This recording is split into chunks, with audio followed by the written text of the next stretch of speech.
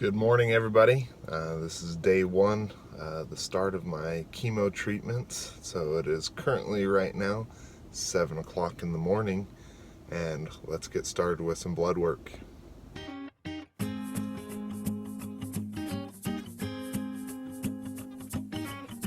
My head is stuck in the clouds. She begs me to calm down, says, boy, quit fooling around. I told her.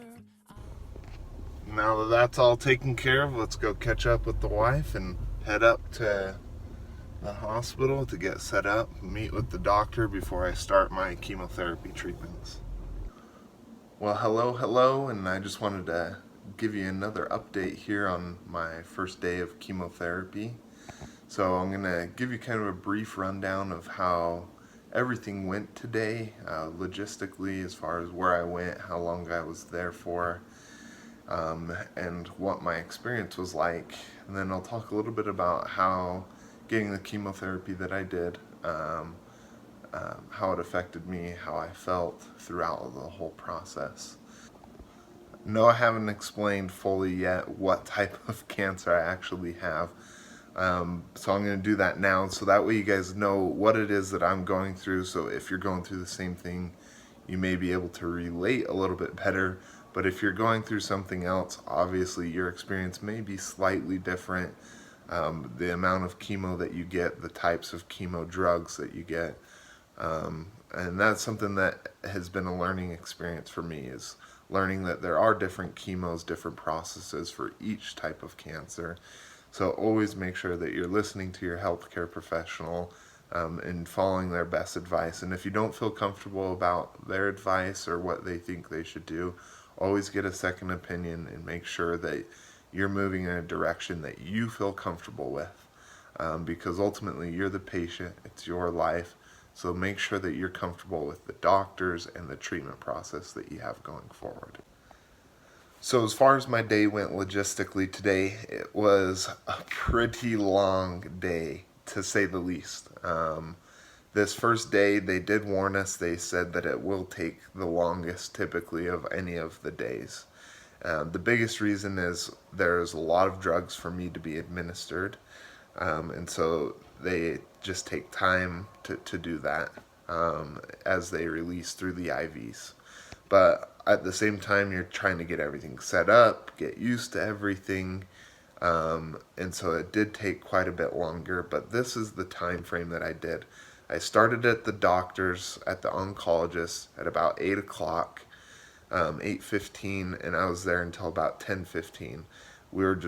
He was doing his final checkups, making sure that I felt good about everything. He answered any of our questions. We had a nurse assistant, which is someone who just helps you through this process of cancer treatments. If you don't have one or you haven't been reached out to one, ask your doctor about one. They are very helpful with scheduling things and coordinating a lot of different things in your experience. So look for a nurse navigator is what they're called, and they will definitely make your life a lot easier. And so between the doctor and the nurse navigator and our own personal research, we had lots of information that was given to us that we could feel very comfortable moving into the chemotherapy. Once we finished that at 10:15, we moved directly down to the infusion center, which was located in the hospital. And we went in and we set it up and we got going. So we checked in about 10:15. They had a little delay, so we started my infusions about 12:30. And so they start with some electrolytes, getting you prehydrated, because some of this chemotherapy actually binds up some of your electrolytes as you're going through it. So they want to give you a lot of electrolytes and fluids to help things push through, get through your body. And so we did that. That took about an hour. Then each drug that they gave me took anywhere between 15 minutes all the way up to about 70 minutes to be administered. So all in all, we were there for about 6.5 hours. 6.5 to 8 hours, depending on when you called the start time. And then from there, we left straight away and we came all the way back to our apartment about 40 minutes away.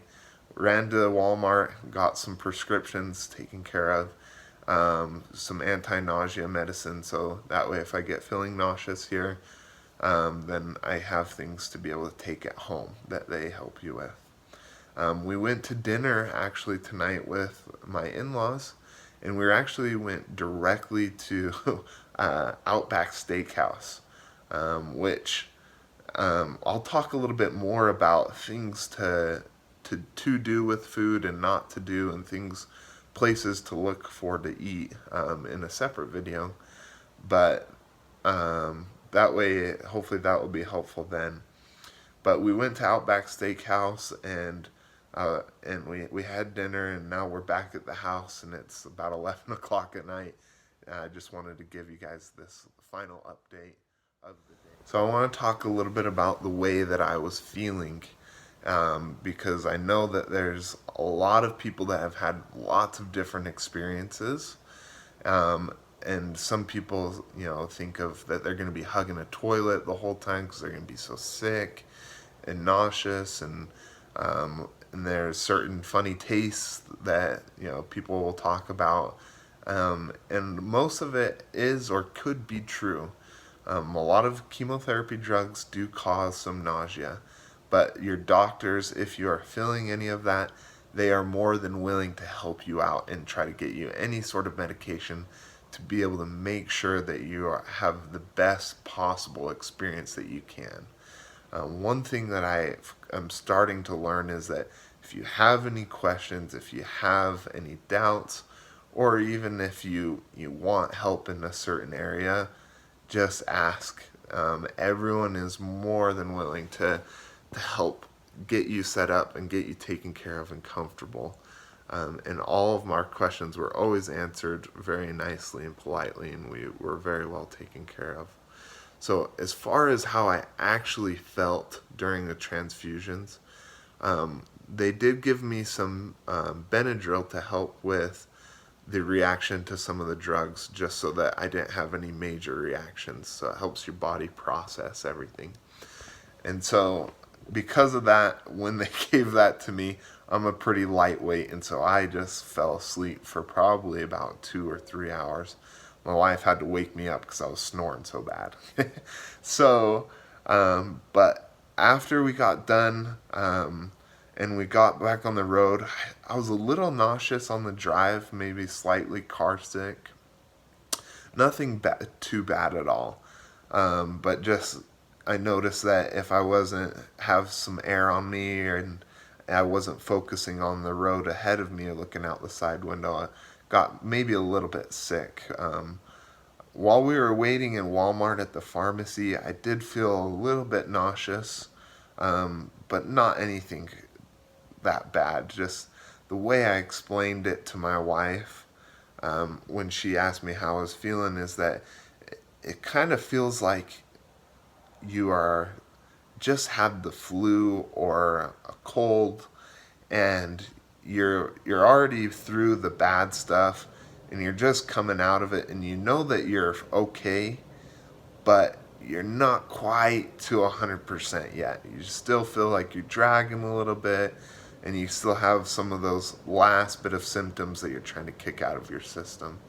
So that was the worst I felt. We went to Outback Steakhouse. I wasn't sure how hungry I was going to be, but I was able to eat a smaller steak and just have a potato, and I felt great. Honestly, it made me feel a lot better to get some good food into me. I think that it helped give me a little bit of energy. And now, sitting here at 11 o'clock at night, I don't have any sickness. I feel pretty normal for the most part. And so, no nausea, no anything. And so, hopefully tonight I can get a good night's rest. But this has been my day one experience, and I'm gonna keep. Tomorrow I'm gonna try to get a few more videos of what the IV looks like, what what does a infusion room look like and some of the amenities that are there for us. But and then I'll show you what they're doing with my IV, and then in later videos we'll dive into a little bit tidbits throughout the rest of it. So if you have any questions or any concerns, things that I could even look for or that you're curious about, please leave me a comment below, as well as if you're interested in seeing more of this content as I come out and seeing my process and following through this with me, then please feel free to subscribe, and I'd love for you guys to be a part of this journey. One thing I always wanted to say is that nobody fights alone. That's a big slogan that we've been using. This is from my hometown, a shirt that they actually made for me, and it's used as a fundraiser at my hometown. So it says, "No one fights alone, and Parowan is together." And then on the back of it, it says Murphy Strong. I don't know if you can see that or not, but that's what it says. And so no one fights alone. And I hope that if you're going through something similar to me, or even in the same lines of cancer or disease, I just want you to know that you're not alone. And if you can message and reach out to me, I'll be glad to reach out to you as well. And so I want to make sure that we all have comfort and a good support system through this trial in our lives. So for now, we'll see you tomorrow. And so far, day one was a good day, and we just hope that things keep moving smoothly for us. So keep living that dash.